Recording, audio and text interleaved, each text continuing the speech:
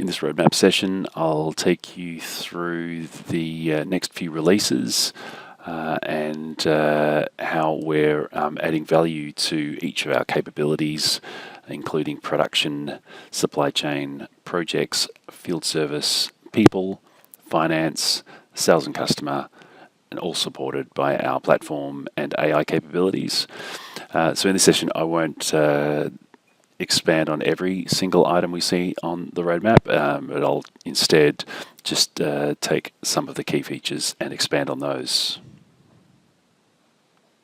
But first, let's talk about the modern UI, which is coming in a point release just after the 2025 R2 release. And the modern UI brings a much cleaner, more intuitive user experience to your daily work. And it will have better usability, more configurability options, and be more responsive to your clicks. So it's got a great, clean, minimalist design, and it brings it in line with other leading consumer SaaS applications. So let's take a look at it now. Just some of the key highlights with the modern UI are its intuitive design. As I mentioned, it makes it far easier to manage routine tasks, and the enhanced personalization aspects of it here result in users being able to simply adapt screen layouts or expose custom fields. And it's also more developer friendly, of course, and built using modern web technology, which has made it easier to customize and create new screens. And importantly, this modern UI is very much designed to boost efficiency and collaboration across your teams, making everyday tasks a bit more intuitive and streamlined. And also because more users access MYOB Acumatica ERP from mobile devices, the modern UI was also designed to be more mobile friendly. In the classic UI, forms have fixed layouts and UI elements have predefined sizes, which may look a little odd in some devices. The system's appearance in the modern UI is visually appealing on any device because of its features. It features flexible layouts with forms and UI elements to adapt to different screen sizes. The redesigned dashboard engine as well that lies beneath the UI itself empowers everyone to create modern responsive dashboards with improved speed and control, turning real-time data into actionable insights.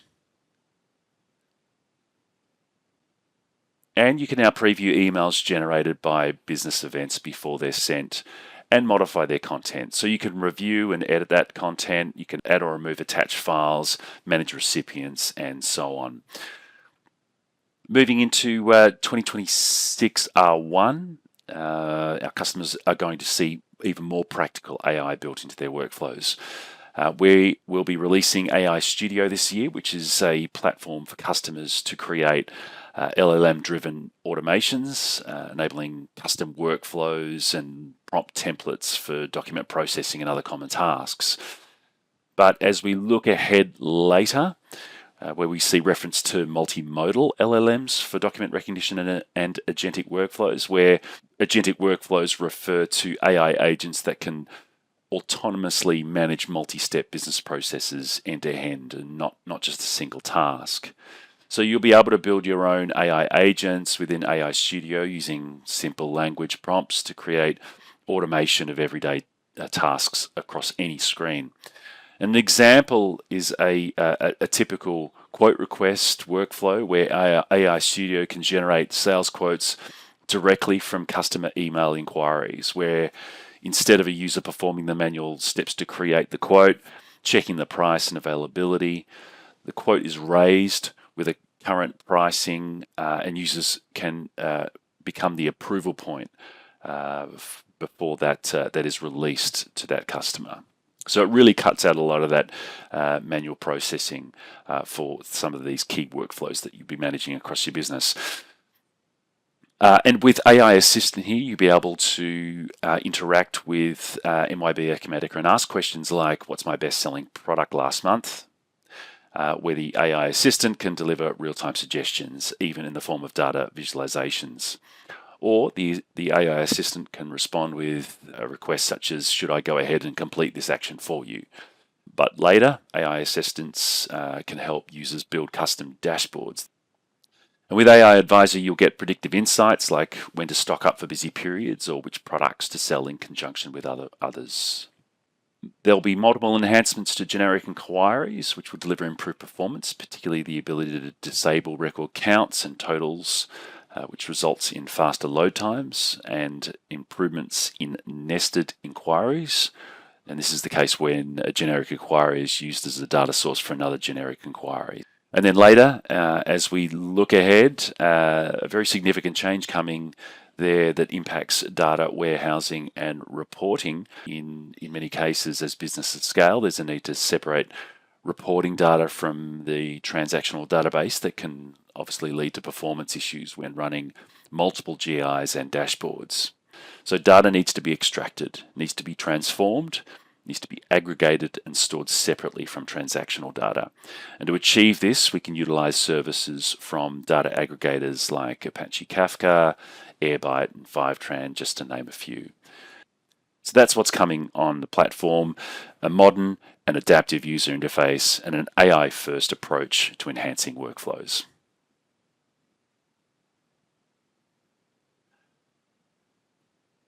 Next, we'll take a look at what's coming in financials. As you can see there in 25R2, all financial features were excluded from 25R2 release due to a dependency on US-based processing centers and or they were deemed US-specific features not relevant within this AU-NZ region. But if we look ahead to what's coming next, there's the ability to manage refunds for prepaid invoices in AR, where currently the process requires a significant workaround that involves writing off the prepaid invoice altogether. Refactoring is underway for fixed asset depreciation methods, which will be to re-implement the logic of the remaining value method for the full period average convention, using a new depreciation engine that also supports useful life for depreciation calculation. There's a new Excel export function that will be available when previewing financial statements within the Analytical Report Manager, the ARM, allowing users to export GL report data and refresh reports in Excel with live MYOB Acumatica data, making it easy to analyze, customize, and share financial and operational insights. Moving into the world of people now, there's a new clock app in workforce management coming, where the new clock app will improve the user experience as we switch to new technology that offers time capture features such as single touch clocking in and out of shifts with breaks. But by design, the new clock app is more responsive, meaning it will render efficiently on a large variety of devices commonly used. There's also an ongoing commitment for delivery of New Zealand payroll compliance. So this involves the tax rates and threshold changes that take effect on the 1st of April, managed with our online calculation engine. This year's also a change in KiwiSaver contributions, whereby that rate increases from 3% to 3.5%. And of course, MYOB will provide bulk update capability and guide rails to support this change. You can also see there workforce management employee benefits, where Flare Employee Benefits, being our free digital platform, provides employees in Australia with access to various perks, discounts, and financial wellness tools. So for employees that offer Flare Employee Benefits, the new integration with workforce management provides employees with easy access to Flare benefits from within the mobile app.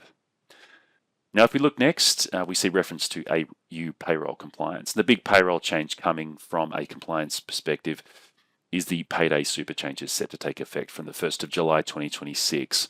And under these changes, employers must pay super guarantee contributions at the same time as salary and wages. So super guarantee will indeed increase to 12%. And at the same time, we're going to be seeing the closing of the small business superannuation clearinghouse as well. And we'll also be extending the capability here for Pay Super to support multi-entity customers as well. A new rostering experience is coming to users in 2026, which will make producing large, complex rosters more manageable. So our next gen rostering lets you drag and drop shifts. You can bulk select and update. There's advanced day views, and you can save pre-populated roster templates. There are also some advanced capabilities coming in this update, which include creating and managing split shifts, making them effortless to update and move as linked groups. Even if staff members take long breaks, even if they change locations or move between positions and cost centers mid-shift. So with these new changes, for anyone in sectors like retail, hospitality, and distribution, this overhaul will reduce manual work and save you a lot of time. And ultimately, delivering a refreshed rostering and a commitment to Australian and New Zealand payroll compliance are the main focus areas for our people capability. Moving across now into sales and customer. We have within the 25R2 release, you'll be seeing some redesigning of CRM tasks with a refreshed user experience for managing activities and emails. And we're really excited to introduce the ability to create and manage support cases for vendors within CRM. So this enhancement will help streamline collaboration with your suppliers, and it completes this capability by extending case management to all of your business partners, not just customers. Looking across into next from 26R1, where we see a strong focus and commitment to enhancing CRM features, from UI improvements within the Outlook add-in feature, managing and merging duplicate accounts, bulk email functionality, and the prevalence of side panels across the capability. And a key feature here coming is the introduction of a social media style activity stream that provides a consolidated view within a dedicated side panel, allowing CRM users to stay up to date on communication with that opportunity, but also take action by triggering emails and tasks from within the stream itself, making it far easier than ever before to record those activities. And another exciting feature that will be available via CRM side panels are AI-generated opportunity summaries. So this will analyze activities and other key data points and provide an AI-generated summary of the current state of each opportunity, along with suggested next steps for teams to take. So this summary also recalibrates and updates as your opportunities change stages. There's even the option to modify the prompt itself using AI Studio. And you may do this in cases where you may want the summary to include unique intel or sentiment beyond what's already available. Into what's coming in 26R2 and beyond, we're extending the rollout of document management that we'll be delivering across other capabilities. But we'll be doing so within CRM, where you'll be able to access documents via a tree view. You can review metadata. You've got access to version information and a document preview option. And it really helps you better manage contact-specific documents by secure storage.